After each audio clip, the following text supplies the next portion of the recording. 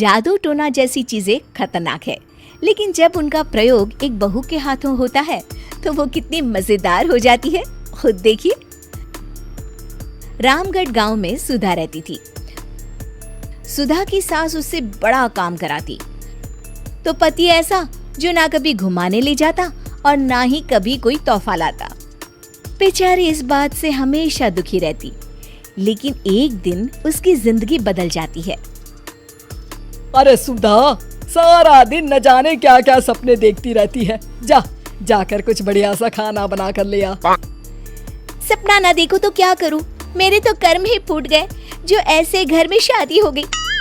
इससे अच्छा तो माँ जी कोई फुल टाइम मेड ही रख लेते। ओहो, बढ़िया ही फुल टाइम मेड रखने वाली। मेरे बेटे के लिए तो विलायत से रिश्ते आ रहे थे। वो तो तेरे पापा ने तेरी इतनी झूठी तारीफ कर दी कि हमारा तो मन ही पिघल गया। अच्छा, विदेश से रिश्ते? वाह माँ जी वाह। अरे भगवान से तो डरिए, विलायती बहू लाकर क्या गाय का गोबर लिपवाती? बहू बहू होती है, ना वो देशी होती है ना विलायती। बहू का काम सिर्फ सास की सेवा और घर का काम होता है। और सुन, तुझे मैं क्यों बताऊं कि मैं क्या करती? जाकर घर का काम कर। सुधा मन महसूस कर वहाँ से चली जाती है। शाम को सुधा का पति जल्दी घर आता है, जिसे देख सुधा खुश हो जाती है। जी, आ गए आप? जरूर मुझे कहीं घुमाने ले जाने का प्लान होगा आपका। सब समझती हूँ मैं। अरे नहीं भाग्यवान, घूमना क्या है, बस आज जल्दी बस मिल गई तो घर जल्दी पहुँच गया। अच्छा सुनो, जरा आज शाम की चाय के साथ पकोड़े भी तल लेना, बड़ा मन कर रहा है। सुधा पति की बात सुनकर पैर पटकती हुई किचन में चली जाती है। वो काम करते करते खिड़की के बाहर देखती है कि तभी उसे एक चमकीली सी कॉपी दिखाई देती है। वो खिड़की से उस कॉपी को उठा लेती है और उसे खोल कर देखती है तो उसमें सुनहरे अक्षरों में लिखा होता है, जादुई किताब, इस पर जो लिखो वो सच होता है। सुधा उस किताब को देखकर खुश हो जाती है और जल्दी से पास रखी पेंसिल उठाकर उसमें लिख देती है, मेरी सास सारा काम कर दे। तभी उसकी सास किचन में आ जाती है और कहती है, अरे बहू, सारा दिन लगी रहती है काम में, अब जाकर आराम कर ले। मैं तेरे लिए चाय और गर्मा गर्म पकोड़े लेकर आती हूँ। सुधा ये देखकर हैरान हो जाती है और कॉपी लेकर कमरे में आ जाती है। तभी वो देखती है कि उसका पति आराम से बैठकर किताब पढ़ रहा होता है। सुधा झट से कॉपी निकालकर उसमें लिखती है, मेरा पति मुझे घुमाने ले जाए। बस फिर क्या था, सुधा का पति किताब बगल में रख देता है और उससे कहता है, बहुत दिन हो गए हम कहीं घूमने नहीं गए ना, चलो कल मैं ऑफिस से छुट्टी ले लेता हूँ। सुधा ये सुनकर खुश हो जाती है कि तभी उसकी सास हाथ में चाय और पकोड़े लेकर खड़ी हो जाती है। चलो बहू, कुछ खा लो।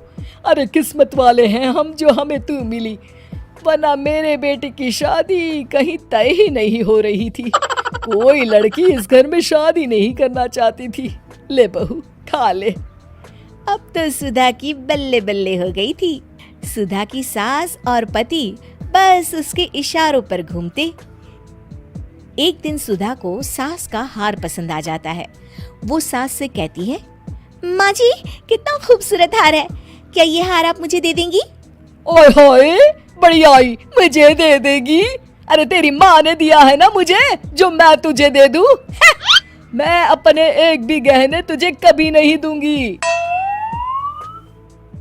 तभी सुधा अपने कमरे में जाती है और कॉपी में लिख देती है, सास के सारे गहने मेरे हो जाए। अब क्या था, थोड़ी ही देर में सास एक संदूक लेकर उसके कमरे में आ जाती है। बहू ये ले। ये क्या है माँ जी?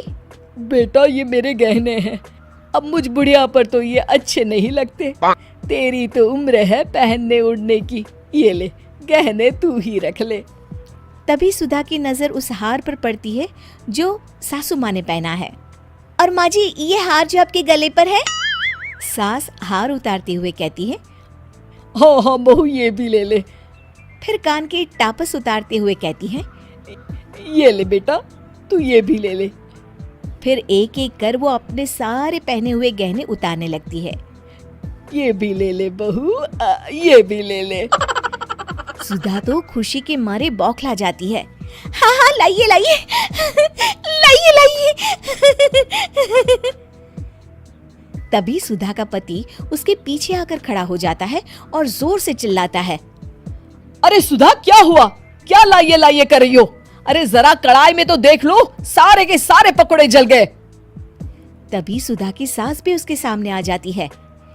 इस लड़की से तो एक काम ठीक से नहीं होता, दिन भर सपने ही देखती रहती है। तभी सुधा को होश आता है। वो खिड़की के बाहर देखती है जहां उसे कुछ दिखाई नहीं देता। दरअसल जादुई वादुई कुछ नहीं था, वो सिर्फ एक काल्पनिक सपना था जो सुधा अपनी जिंदगी से तंग आकर देख रही।